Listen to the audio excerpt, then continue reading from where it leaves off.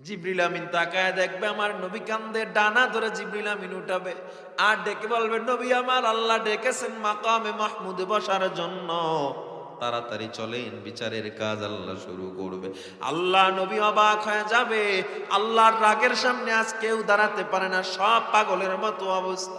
আল্লাহর নবীকে যখন মাকামে মাহমুদে নিয়ে যাওয়া হবে, মাকামে মাহমুদে বসার জন্য আল্লাহর নবী আল্লাহকে বলবে, আল্লাহর নবী এবার হাত লাগাবে, আল্লাহর নবী বসতে চায় না।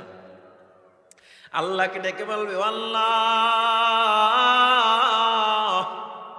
আপনি আমাকে মালিক বানাইছেন, আমি হাত লাগায়া মালিকানা বুঝে নিলাম, কিন্তু আমি বসবো না।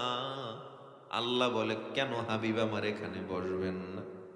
আল্লাহর নবী কয়, ও আল্লাহ আমি যদি বসি আমার উম্মতের জন্য কে দৌড়াবে, কে কান্না করবে?